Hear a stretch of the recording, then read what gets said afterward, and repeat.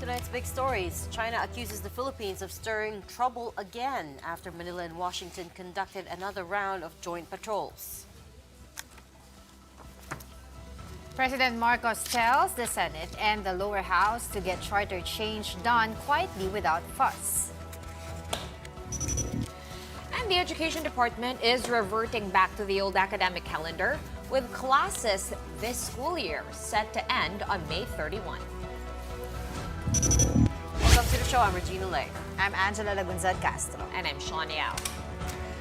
Kicking off tonight's show with joint air patrols between the Philippines and the United States, which, as expected, triggered Beijing.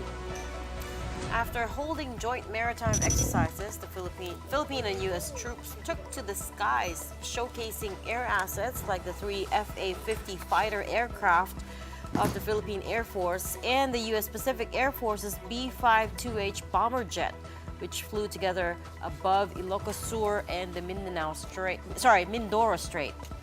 The joint patrol allows Philippine troops to practice its response in the event of an airspace intrusion. The Philippine Air Force also described it as a good way to boost presence in our exclusive economic zone and improve interoperability with their U.S. counterparts. So it's a good practice for them to intercept and to kumbaga mag-joint formations. Mga intrusions sa ating airspace, we have to be able to safely interdict, we have to safely escort the aircraft out of our territory. They just flew together, wala namang mga specific deals. It was just really a means for them to show their presence in our exclusive economic zone. But of course, no joint exercise goes unnoticed for China, especially if it's with the United States. Reuters reported that China accused the Philippines once more of, quote, stirring up trouble by engaging in that joint patrol and further hyping that trouble up. Of course, it doesn't end there. The report also stated that Chinese air and naval forces were deployed to closely monitor the joint drills. Chinese troops reportedly maintained, quote, a high degree of vigilance.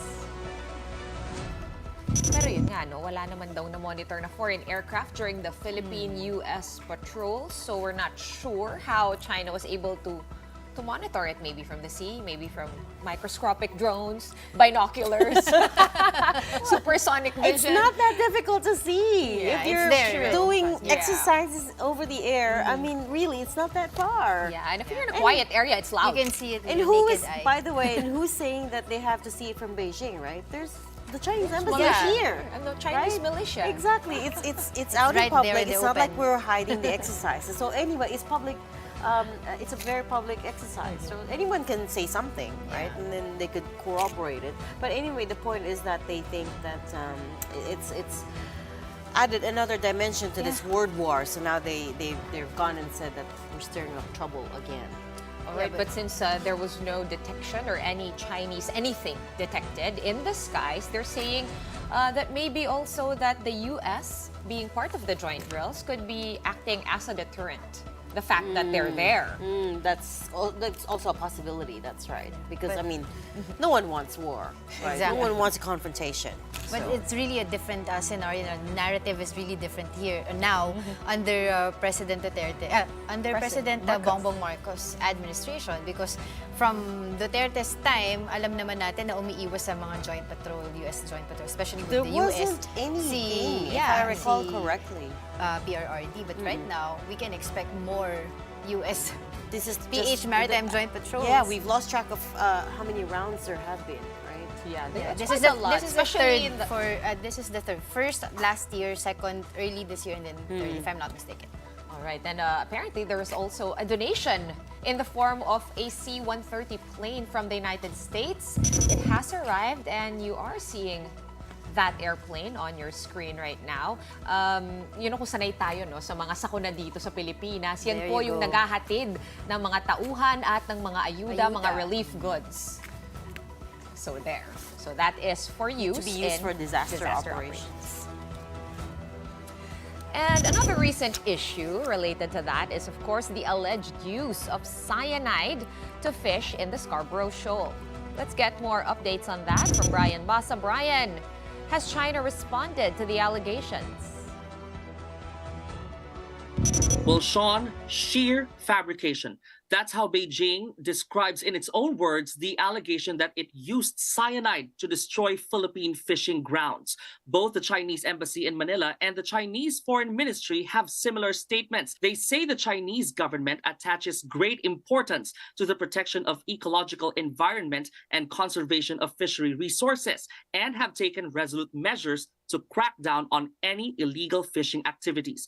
Beijing adds such disinformation only leads to heightened maritime tensions and destabilization of bilateral relations. China calls on relevant Philippine agencies to handle maritime issues with all seriousness and meet the Chinese side halfway in safeguarding bilateral ties, peace, and stability in the region. Meanwhile, the Philippine government stands its ground. President Bongbong Marcos says the government is ready to pursue legal action if there is enough evidence of cyanide use in Philippine territory. If we feel that there is enough ground to do so, we will. I do know that there are cases of cyanide fishing before, even here in the Philippines. But I think the reason that it has become more alarming is that it has become more prevalent. Kaya yun ang inaalala natin. For now, we'll have to wait and see if the authorities will be able to gather substantial evidence to prove these claims of cyanide fishing in Bajo de Masinloc. Until then, concerned agencies like the National Security Council continue to investigate the matter. Back to you. All right, thanks so much for that, Brian Basa. Amid tensions between the lower house and Senate, President Marcos says he wants amendments to the Constitution to be passed quietly and without any fuss. The president says consultations on charter change have ended months ago and that he himself led the discussions. That's why he says he doesn't understand why there are still squabbles between the two chambers of Congress over Chacha. The president maintains that he still wants the Senate to lead the talks and for the two chambers to come to an agreement over the amendments. I don't know why there is such... It's really a storm in a teacup because this has been decided very long ago from both the leaders of both houses. We do it quietly. We do it, without any fuss. We just want to get those amendments incorporated into the Constitution to improve the chances of investment and upskilling of our people.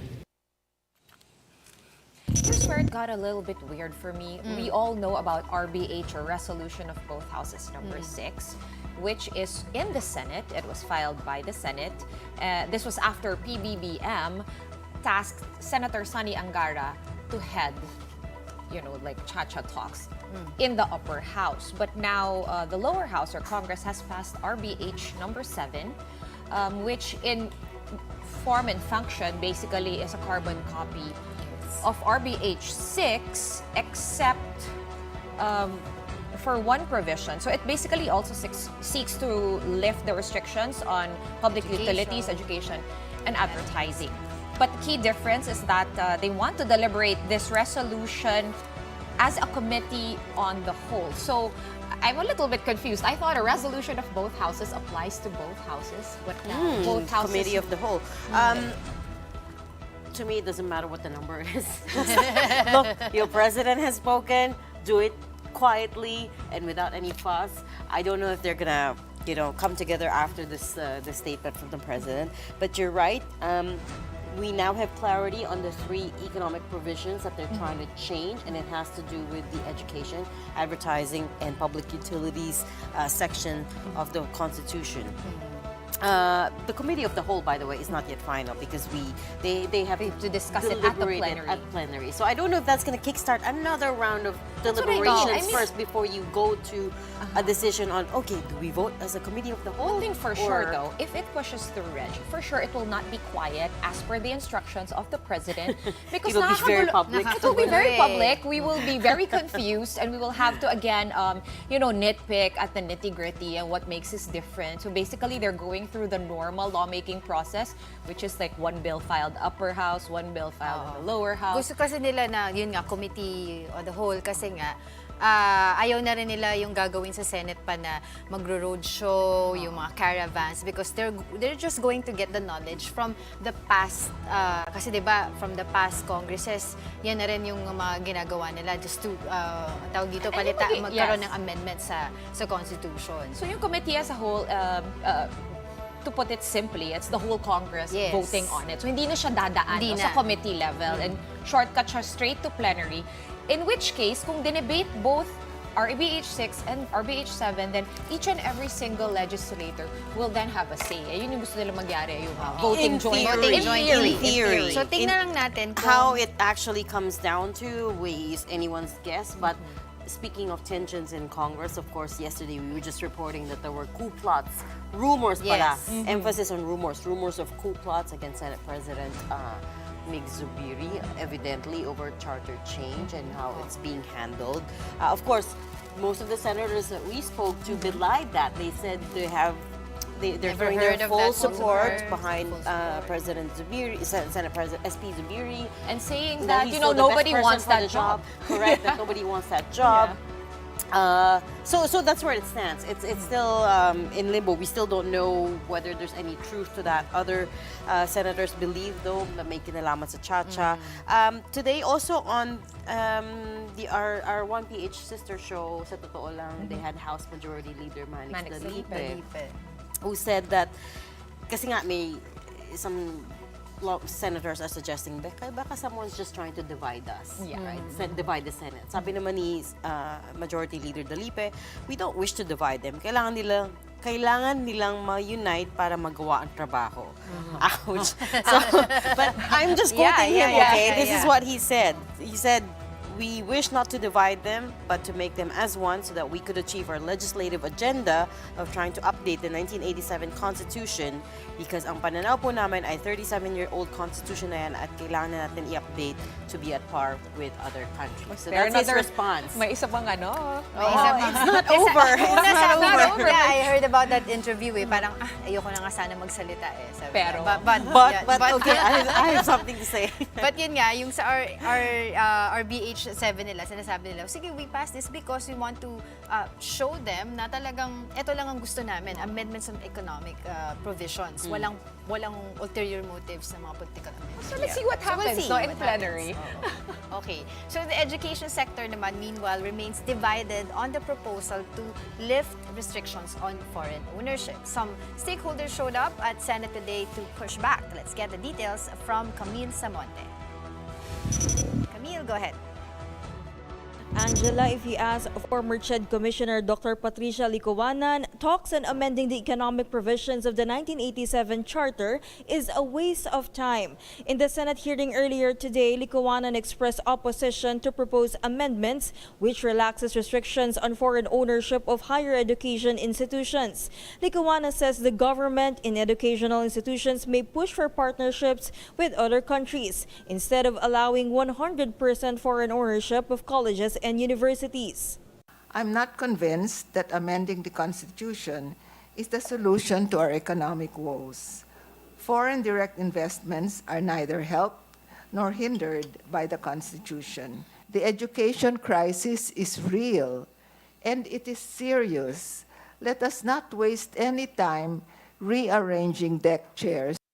But in response to that argument, Subcommittee Chairman on Constitutional Amendments Sonny Angara had this to say. It's not presenting charter change as a cure-all, meaning it's not saying it's the number one requirement of foreign investors. Clearly, it's not. It's not the only solution, but is it a solution? Despite this, other stakeholders believe, though, that Chacha is also not the solution to problems faced by the country's education sector, like the shortage of classrooms, teachers, and other facilities. The current problems plaguing the educational sector do not necessitate charter change, but rather demand greater support and attention directed to education. Short answer of no, we don't need any constitutional change in order to address the education crisis.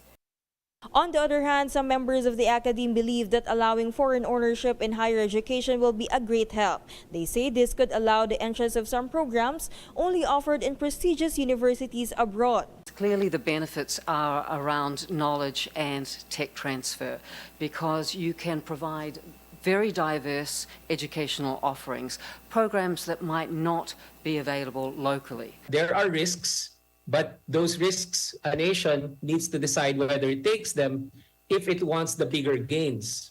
Can we afford not to take this risk and basically remain closed while the rest of our region has actually decided to open up, integrate, and take those risks to actually latch onto the technology and know-how that we know will shape this decade of development? Other institutions are calling on lawmakers to take a more serious study on economic chacha. COCOPIA Chairperson Albert Delvo says this may cause repercussions to future Filipino generations. He argues that allowing foreigners to control, own, and administer educational institutions may be prejudicial to Filipino culture and morals. Angela? Thank you so much, Camille. After this quick break, the Senate is calling on the lower house to pass a counterpart measure on the controversial wage hike. We will be speaking to House Deputy Majority Leader and Iloilo Congresswoman Janette Garin about this after the break.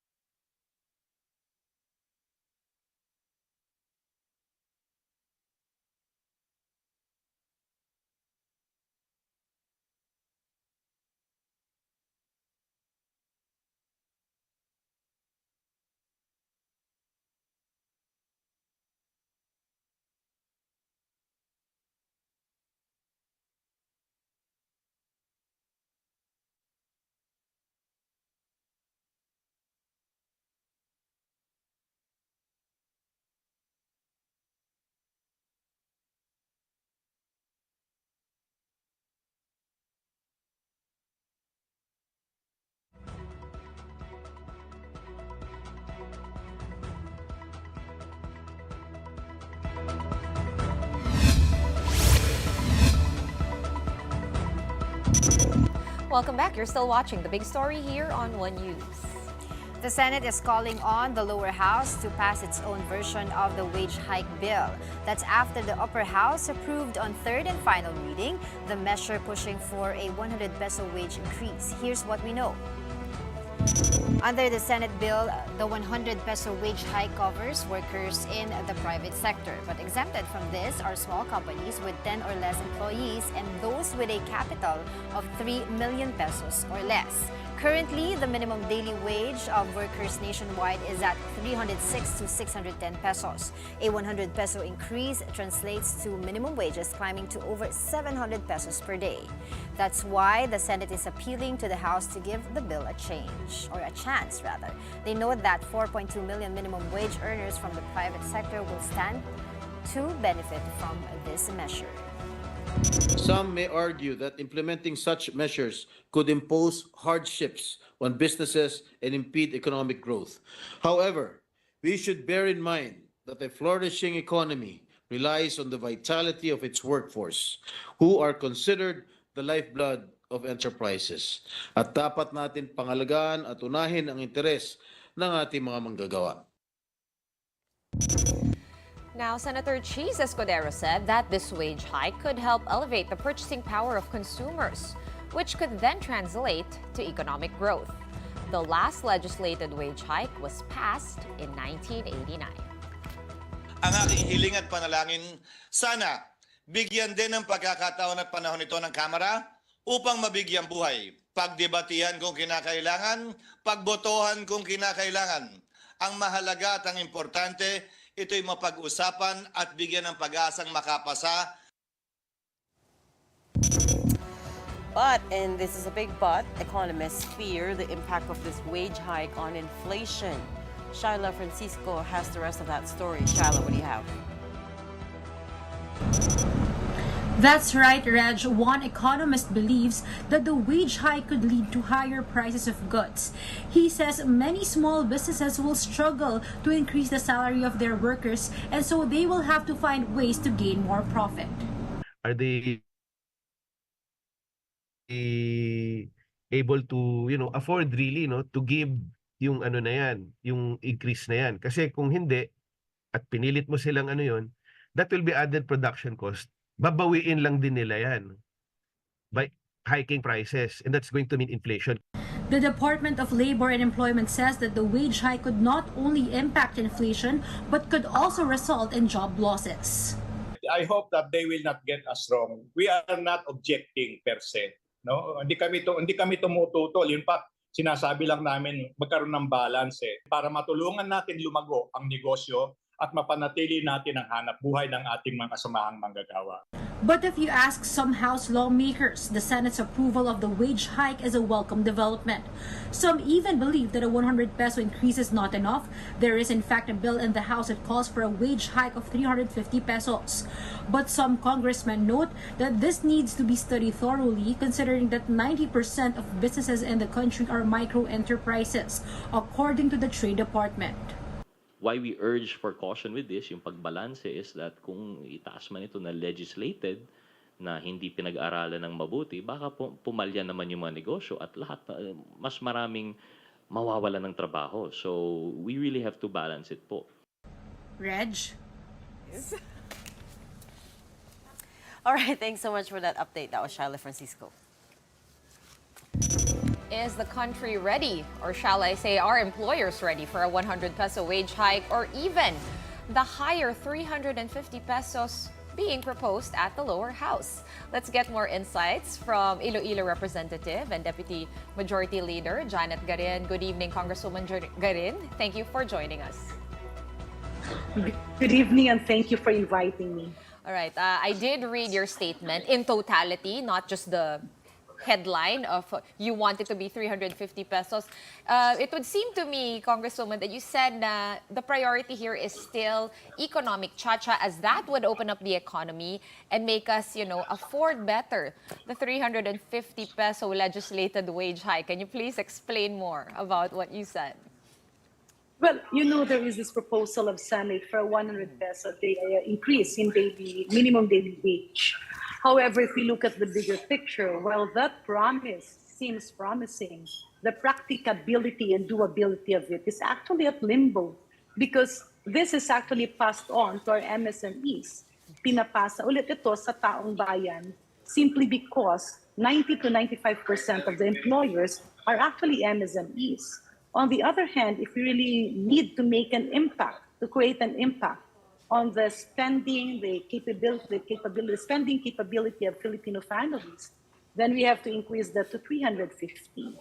But again, we need to balance, and that is why the bigger question here is, why is it that we are pushing for a 100 peso wage hike charge to the private sector and charge to employers who cannot possibly cope up and would result to their businesses folding up? But on the other hand, we are preventing the ACA program, whose intention is actually to help the minimum wage earners cope up with the trying times. As we can see, even the ACA funding is not that sufficient because we were looking at 12 million families, and that would actually require 60 billion. In other words, napakadali kasing magpaasa, pero mas masakit kasing pinapaasa ka tapos hindi naman siya mapapatupad. So we need to legislate measures that are actually practicable and that will really happen. That's exactly what the country's largest business groups have said, Congresswoman Garin, in the petition that they sent Senate President Mig Zubiri a few days ago, saying that, yes, it will hurt the MSMEs, which, as we keep pointing out, are the economic backbone of this country, and that they won't be able to afford it, and it might also cause unintended inflation. We don't want this law. Well, the intention is good. We don't want the legislated salary wage hike to end up as a political promise. So Congress is really studying it thoroughly. Exactly. So I have two questions for you. One is, where did the 350 peso figure come from? I wonder how it came to be. And number two, how much support would you say you have in the lower house over this legislated wage hike? The proposal of Deputy Speaker Raymond Mendoza is actually 150 pesos. But if you look at the bigger picture, the increase in the prices of commodities, if we look at the basis of Congressman Mendoza's proposal, it was it does not suit a post-pandemic situation. But if you look at the impact of pandemic, the increase should be tripled, because 5 years after the end of every pandemic, the economic challenges are there. Not to mention the impact of education, of health, and other similarly situated expenditures that a family will have. So napakamahal ng bilihin, napakamahal ng pagkain. We still have climate change and its impact. So if you look at the bigger picture, the intention is for every Filipino family to have a decent life. An increase of 2,400 pesos cannot bring you to, maybe that will just bring you to one step, cannot even bring you 3 steps forward, but you are being pulled down 5 steps backward. So that's why if possible, we can propose 350 pesos. However, the practicability of doing that can only happen if we also open up our economy. We cannot just, put on one solution. It should be a collaboration of many factors. You invite investors, you open the economy, you infuse our people with the capability to be more competitive, and you allow the infusion of foreign investors to enter our local economy, because that will trickle down. If you have more investors here, then you will have more Filipinos. You will have opening for MSMEs, even tourism. Right. Look at where we're going. Congresswoman Garin, we hear you, and we were just wondering how exactly, what was the calculation behind the 350 pesos, and also what do you propose to do in the long term? We understand the merits of what you were trying to say. It's just that in order to legislate and this economic cha-cha as it's going now, it looks like it might take some time. What is the short-term solution that you're eyeing perhaps to be able to help yung mga kababayan natin, pantawid, kumbaga, hanggang pumasok nga yung mga foreign investors, let's say matuloy yung economic cha-cha? It should be government subsidy. So instead of coming up with legislated wage hike, we should consider government subsidy to the minimum wage earners. Not to mention the fact that we actually have real people down there who are not getting the minimum wage. Let's discuss our kasambahays. Let's discuss our helpers, utility person, even in the provinces and even in the big cities. Many are not compliant with minimum wage simply because the employers cannot afford it.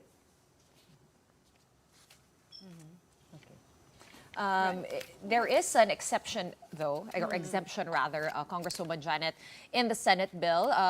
It says kung 10 or less employees or yung capital mo 3 million or less ay exempted ka na. So you don't have to give that 100 peso wage hike. Now, as you rightly pointed out, and as the PSA has said, 99.58% of all businesses fall under MSMEs. I'm sure a huge chunk of that have 10 or less employees with a capital of 3 million or less. So magiging napaka-konti na lang, no, yung mako-compel to give the 100 peso wage hike. Would that make you more amenable to this proposal from the upper house? Well, with that change, no, if we, I hope some of the businessmen will not split kasi baka mamaya ang mangyari niyan is like if you have a catering or a piggery or a poultry with 15 or 20 employees, you end up splitting so as to avoid compliance with the law. The point here is, will that result to uplifting the socioeconomic status of Filipino families? Still, the impact is not that high. So we move forward. If that will be limited and it will affect maybe 5 or 10% of the businesses in the Philippines, now we ask, will it have a great impact? Wala rin. So pwede yung that can be implemented, but we go to the bigger picture. We move forward and discuss what should government do. When many of our businesses are hospitalized, we should prevent them from going to the ICU. And the only way to do that is for government to step in and subsidize this. So That's Kong, why I am very much supportive of the ACA program. It will not be enough, but at least it can be a bridge for employers and employees who are really suffering from this high inflation. I know that Angela is has a currently question, happening. but very quickly, Kong, may pag-asa ba to, no? Pumasa sa Congress? I was going to say, if Senate calls on you tomorrow to say, well, they are already calling for a counterpart measure in the lower house. And I note as well that Congressman Salceda and Congresswoman Kimbo have already voiced their staunch opposition against this. They are the known economists in the lower house. Coming back to Sean's question, would you heed the Senate request? Well, the Congress is actually deliberating on this. In fact, even during the meeting of the Committee on Rules, unofficially, this was being discussed. And the proposal of 150 is okay, but it's not high enough. But what is being considered here is the practicability of doing this. If the impact will be, let's say, 5% of the companies existing in the Philippines, then we can have that. That's very minimal. Walang masyadong magagawa yun. That's why we have to look at the bigger picture. If we pursue just implementing that for the billionaire companies or the giant industries, but we also have to consider that if we are really talking about improvement or the ability to cope of majority of the Filipino families, then we have to look at other aspects in governance. You have to talk about government subsidy. Well, DSWD is there, ACAP is there. This should be implemented ASAP. No Senate investigations. It should hold this because the people needs this. Ang debate ba na, ang investigation ba na yan in relation to CAAF, will that make the Filipino families poorer or will that be able to help them cope with these trying times? Especially that we have, again, 5 years to recover post-pandemic. It's not only the Philippines, that's global. Yeah. But another school of thought, there's a yes, we get your point earlier about the businesses. Kapag nagkaroon sila ng 100 pesos increase, medyo baka mahirapan sila, and also the ones that are not exempted in the Senate bill. Pero ang sinasabi nila on the other side of the fence, pag binigyan mo ng konting ginhawa ang mga employees, magkakaroon sila ng more spending capacity. Good, better for our economy. What can you say about that? I don't agree with that.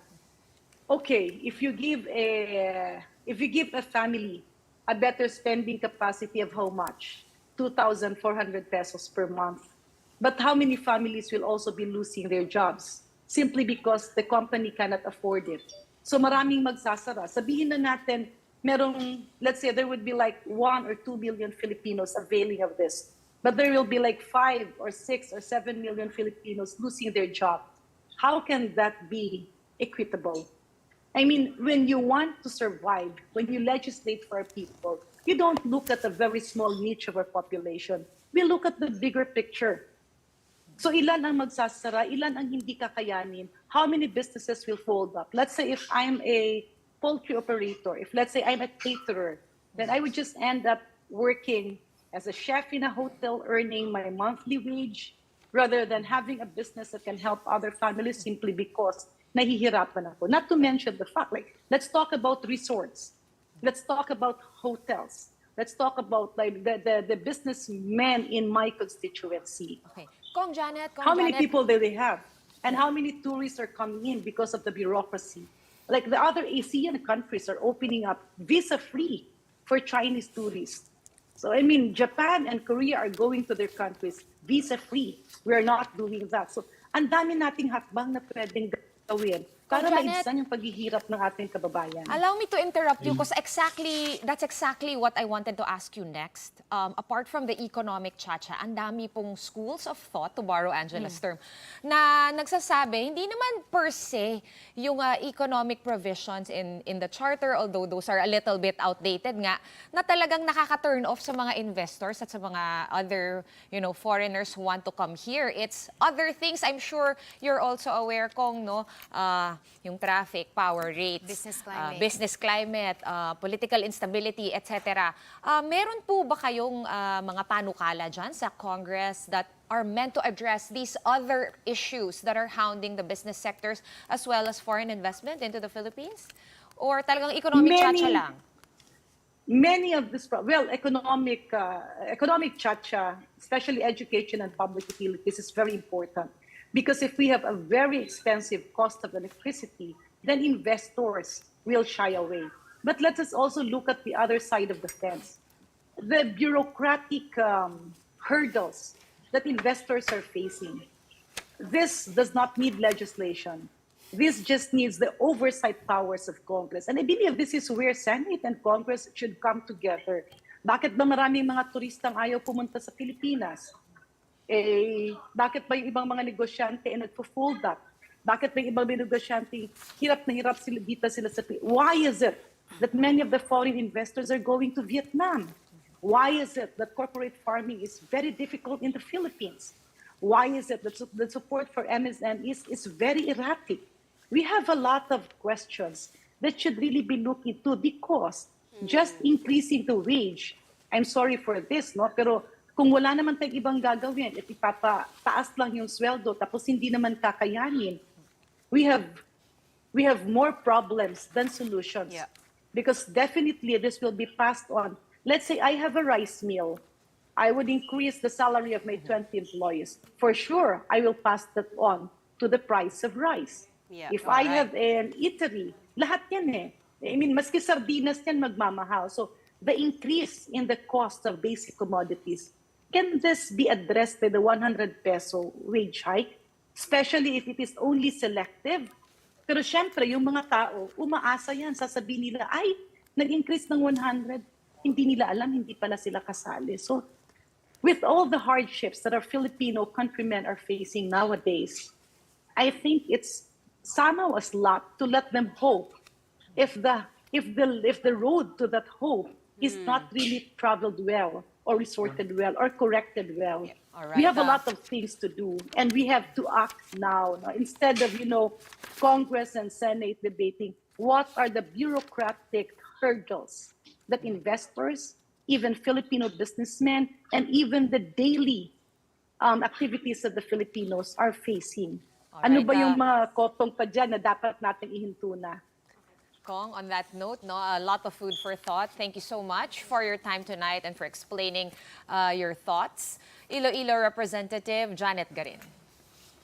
Thank you very much. God bless. We're going to pause for a quick one right after that. Transport groups are calling for higher fares once again following another round of oil price increases. Stay with us.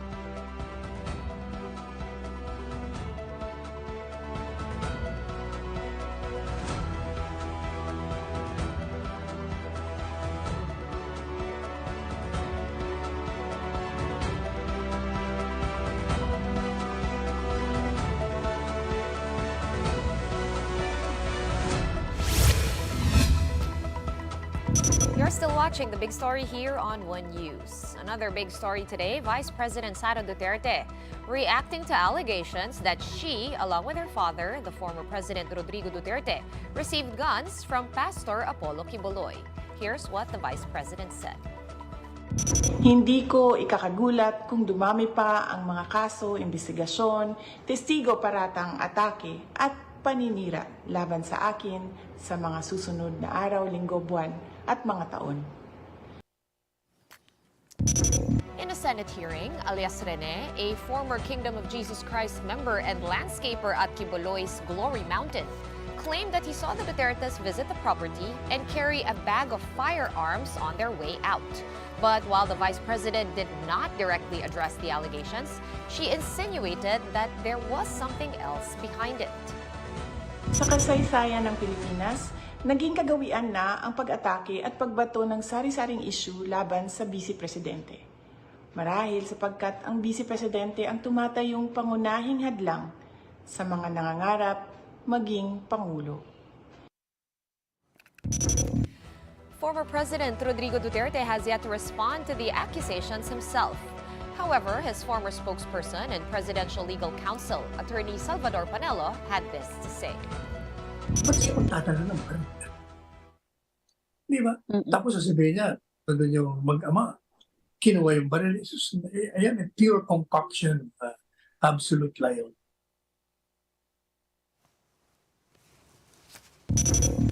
Talking about increase in prices after a dip last week, pump prices are on the uptick again as local oil companies announce big-time price increases. Let's get the reaction on the street from Gerard de la Peña. Gerard, what do you have for us? Well, Reg, it's safe to say that motorists weren't all too happy with the big-time oil price hikes today. In Metro Manila, diesel ranges from 54 to 84 pesos while gasoline is at 57 to 73 pesos.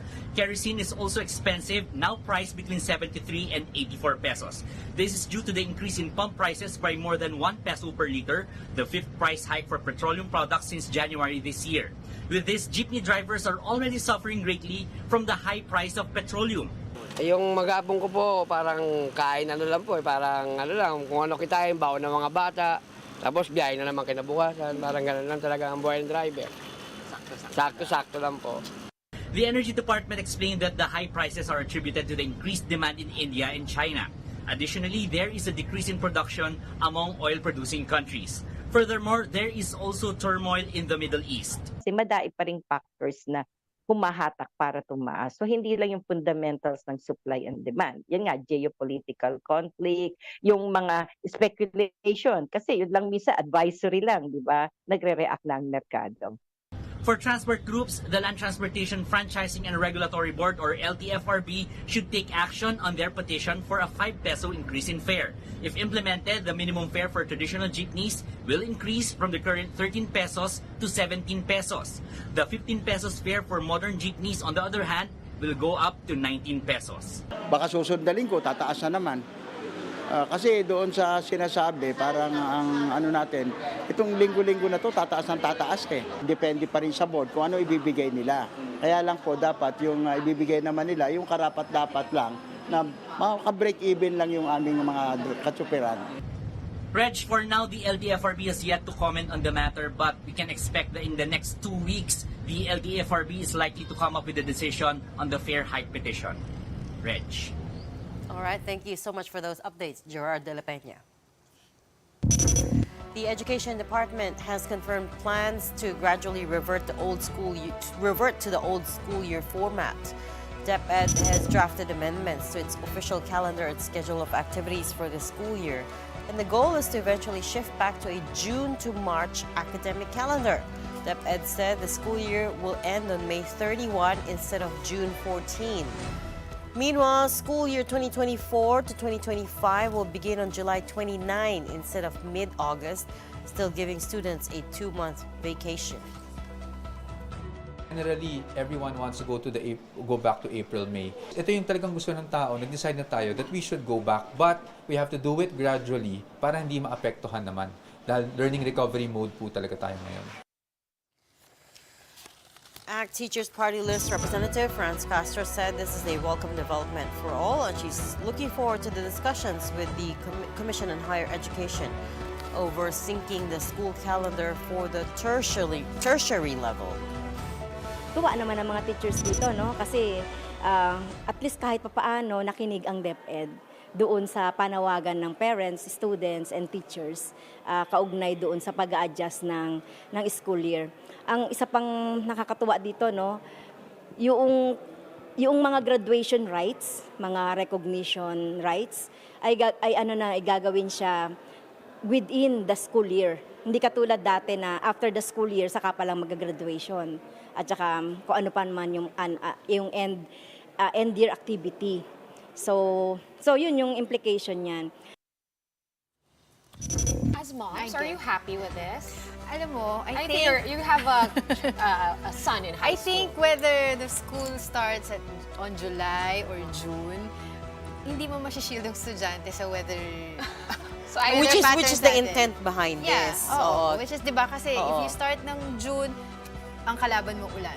When you start ng August or September, kalaban mo Pero heat. yun nga, Angela, sasabi nila, based on survey results, mas gusto ng more people want to revert back to the old school year. They would rather deal with the rain than deal Yun with nga extreme heat.